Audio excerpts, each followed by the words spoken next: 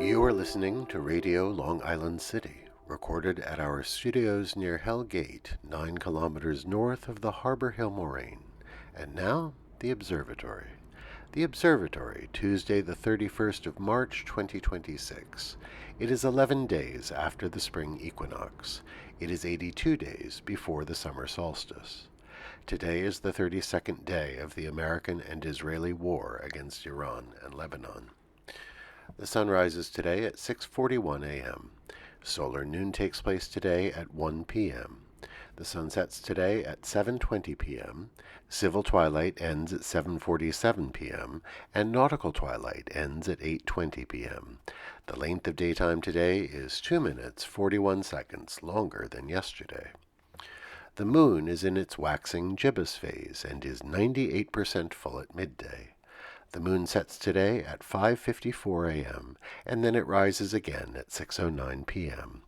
The full moon will arrive tomorrow. These are the predicted tides today for Horn's Hook. In the wee hours, low tide, 4:24 a.m., 9 centimeters.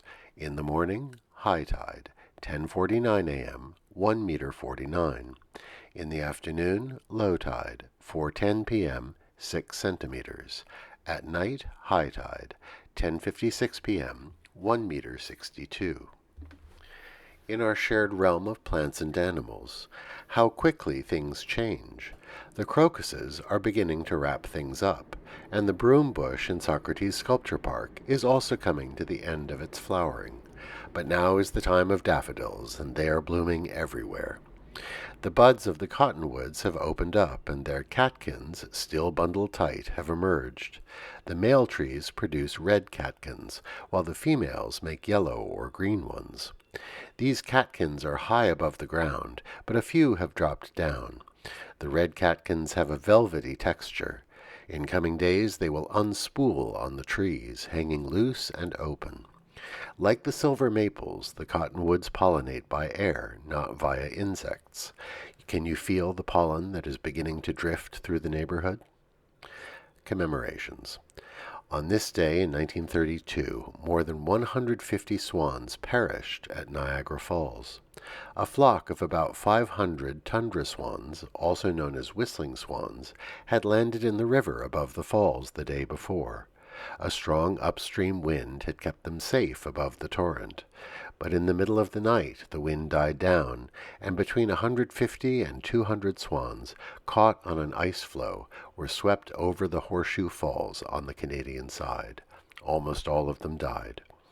Every year migrating swans die at Niagara, but this incident is one of the largest losses recorded.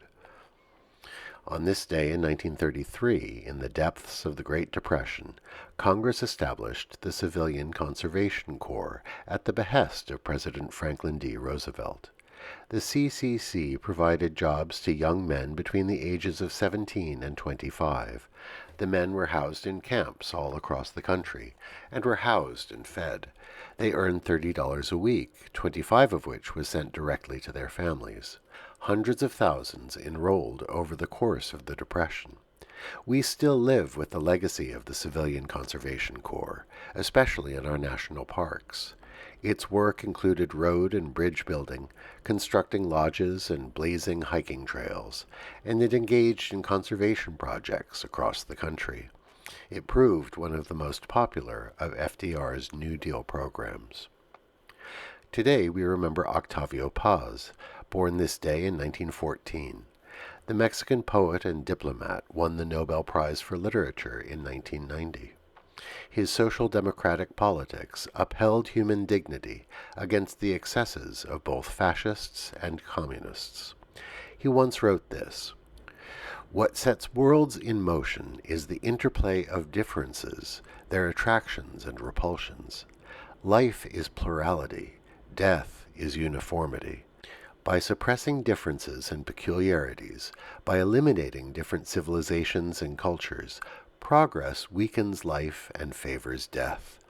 The ideal of a single civilization for everyone, implicit in the cult of progress, impoverishes and mutilates us."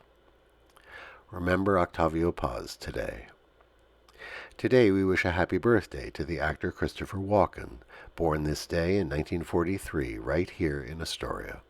Old-timers will remember his family's bakery, Walken's, on Broadway.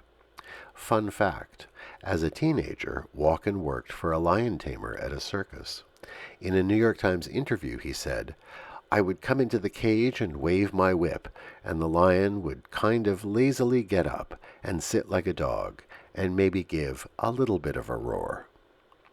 Happy birthday, Christopher Walken, local Sun. Finally, today is International Transgender Day of Visibility. It has been celebrated since 2009. Last year, the President issued an executive order he entitled Eradicating Anti-Christian Bias, citing Transgender Day of Visibility as a reason for the order's creation. We will let the cruel logic of that speak for itself, which makes it all the more important for us to wish our trans friends and neighbors a happy day today. And that is the Observatory, Tuesday the 31st of March, 2026.